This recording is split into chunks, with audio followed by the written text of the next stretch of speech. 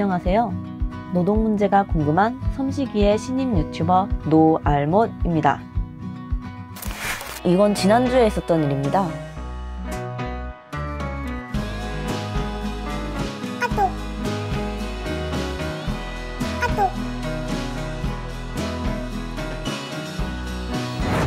연차가 없다고 하시는데 그게 맞는 건가요?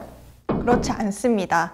신입사원으로 1년 미만 근로한 경우에는 다른 사원들과 같은 방식으로 휴가를 계산할 수가 없어요. 그래서 신입사원들에게는 1개월을 개근하면 그 다음 달에 1일의 유급휴가를 부여하는 방식을 취하고 있습니다. 만약 2019년 4월 1일에 입사하셨다면 입사 첫 달을 개근했을 때 다음 달인 5월에 1일의 연차휴가를 사용할 수 있고, 그렇게 2020년 3월까지 계산하면 총 11개의 연차휴가일이 발생하게 되는 거죠. 아직 발생하지 않은 걸 미리 쓸 수 있는 건 아니고 그때 소진할 수 있습니다.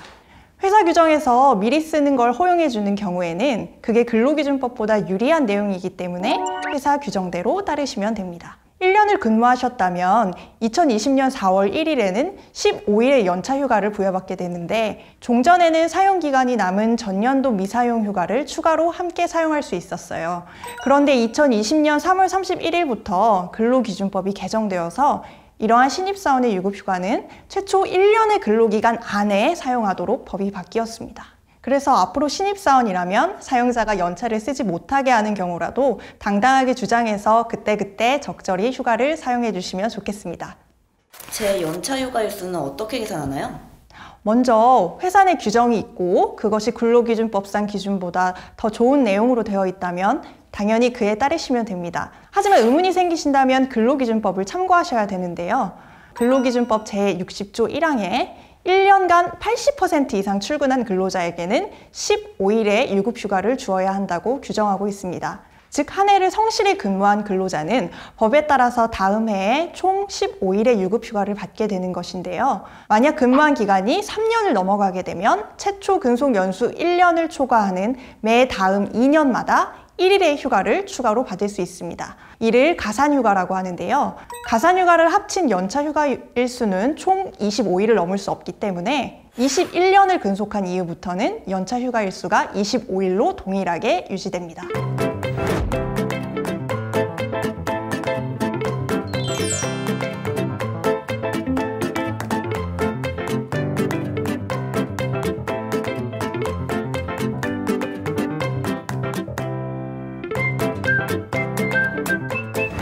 나중에 결혼해서 출산휴가로 90일을 쉬게 되면 다음에 받는 연차휴가일은 얼마일까요? 앞에서 15일의 연차휴가는 1년간 80% 이상의 출근율을 달성해야지 주어진다고 했잖아요.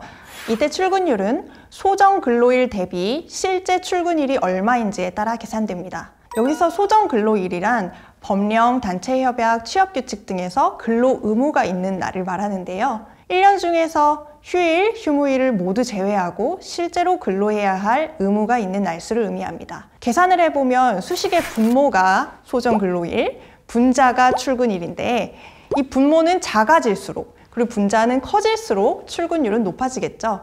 그런데 출산휴가처럼 정당한 권리에 따라서 출근하지 않은 것이라면 출근율 계산 시 이러한 점이 반영되어야 합니다. 근로기준법은 업무상 질병과 사고, 그리고 출산 전후 휴가, 육아휴직으로 휴업한 기간에 대해서는 출근한 것으로 본다고 규정하고 있습니다.